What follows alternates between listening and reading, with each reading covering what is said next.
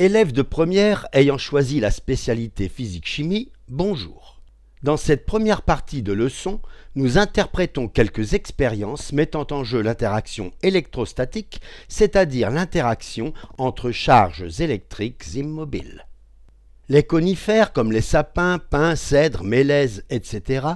sont aussi appelés résineux, car on observe souvent des gouttes de résine sur leur tronc. Cette résine est un liquide très visqueux, d'odeur forte, qui, après des millions d'années, se fossilise en un solide très recherché appelé ambre. Thalès de Milet, connu surtout pour son théorème, avait remarqué que lorsqu'on frotte un morceau d'ambre sur une peau d'animal, à l'époque on n'avait pas la considération qu'on a maintenant pour les animaux, l'ambre peut attirer des objets légers comme des plumes de poussin par exemple. Pour nommer l'ambre, Thalès disait « électron ». C'est l'origine du mot « électricité ». En 1733, Charles-François de Cisternay-Dufay découvre qu'il existe deux sortes d'électricité. Résineuse, qu'on obtient en frottant une résine comme de l'ambre, ou moins chère, de l'ébonite, avec un chiffon de soie.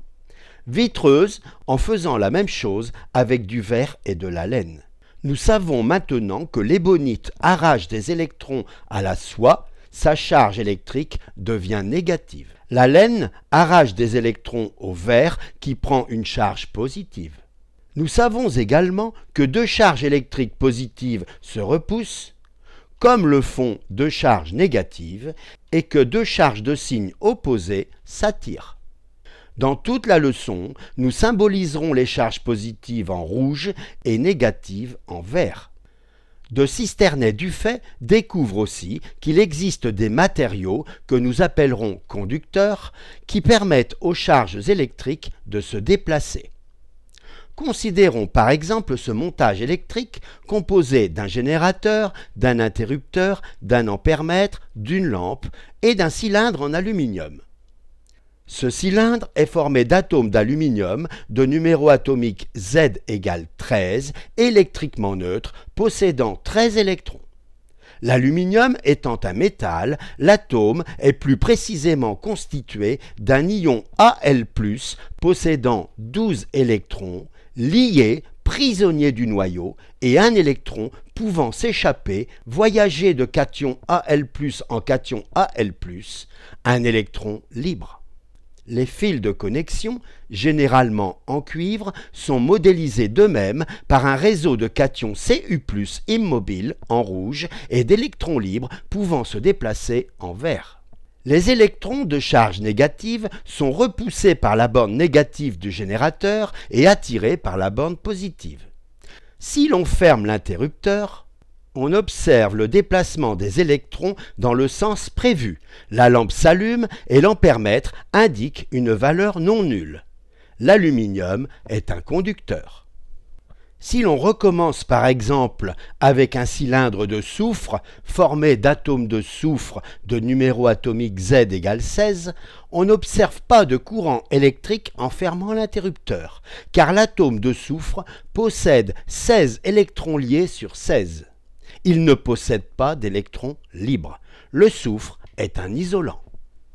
Considérons alors une boule très légère constituée d'un cœur en polystyrène expansé, isolant, recouvert d'une fine couche d'aluminium, conducteur. Accrochons cette boule à un fil très fin pour constituer un pendule électrostatique. Et approchons une baguette chargée négativement. Nous constatons qu'il y a attraction.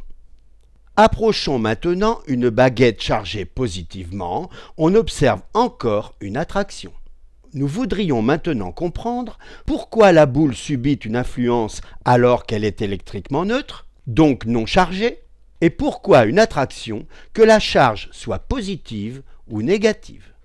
Comme précédemment, nous modélisons la feuille d'aluminium, conducteur électriquement neutre, comme un réseau de cations Al+ en rouge et des électrons libres en vert.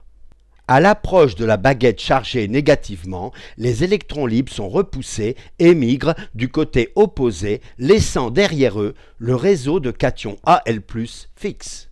Même si la boule est toujours électriquement neutre, la répartition des charges n'est plus homogène et nous notons δ- et δ+, les charges électriques qui apparaissent. Nous pouvons symboliser la sphère comme ceci en 3D et remarquer que la distance d +- entre la zone positive de la boule et la zone négative de la baguette est inférieure à la distance d-, entre les deux zones négatives.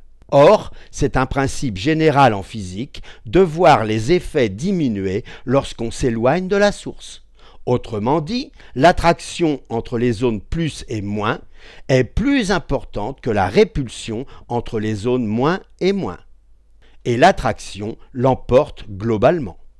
On peut faire le même raisonnement avec l'approche d'une charge positive qui attire les électrons libres vers elle. Apparition des charges négatives, δ- et positives, δ+, distance d- inférieure à distance d++, attraction, répulsion, l'attraction l'emporte sur la répulsion. Établissons maintenant un contact entre la boule et la partie chargée du bâton d'ébonite. On observe que la boule est immédiatement repoussée. Lors du contact, certains électrons liés à l'ébonite s'échappent dans l'aluminium où ils deviennent libres. On se retrouve dans la situation de deux charges négatives qui se repoussent. Ici, lors du contact, certains électrons libres de l'aluminium viennent se lier aux atomes du verre. On se retrouve dans la situation de deux charges positives qui se repoussent. Le physicien britannique James Wimshurst imagine une machine qui permet de séparer plus efficacement les charges électriques positives et négatives.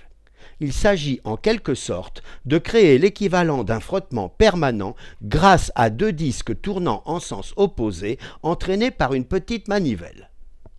En tournant la manivelle, on accumule des charges électriques opposées sur les sphères métalliques, charges suffisantes pour obtenir une tension de plusieurs milliers de volts entre les deux sphères.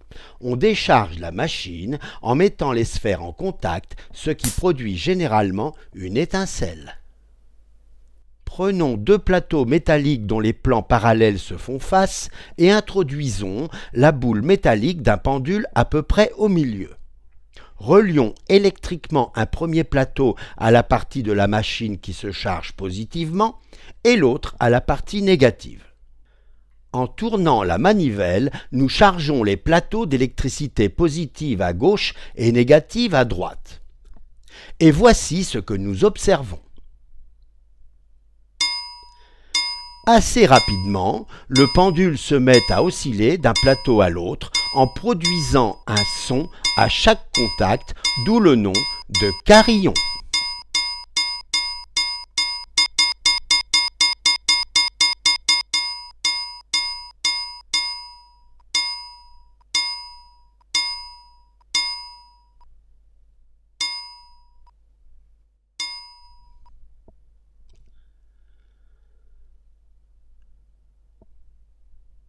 Interprétons le carillon électrostatique. Au début, les plateaux se chargent en modifiant en même temps la répartition des charges sur la sphère comme nous l'avons vu. La sphère est alors attirée des deux côtés. Cette situation est instable, la sphère va partir d'un côté ou de l'autre. Comme la sphère n'est jamais rigoureusement au milieu des plateaux, même si la différence est infime, elle est toujours un peu plus proche de l'un des plateaux. Par exemple, celui chargé positivement comme ici. Elle subit alors une attraction à peine plus importante que l'autre, mais suffisante pour la déplacer d'une distance microscopique vers le plateau positif. Se rapprochant du plateau rouge et s'éloignant du plateau vert, l'attraction augmente encore vers le plateau positif. La boule se rapproche alors encore plus du plateau positif où l'attraction augmente encore et ainsi de suite jusqu'au contact. Lors du contact, les deux conducteurs échangent des électrons et la boule prend la charge du plateau maintenue positive par le mouvement de la machine de Wimshurst. La boule portant la même charge que le plateau est alors repoussée par celui-ci et attirée par l'autre plateau portant la charge opposée, où il se produit le même genre de phénomène, et ainsi de suite. La leçon s'arrête ici. À bientôt!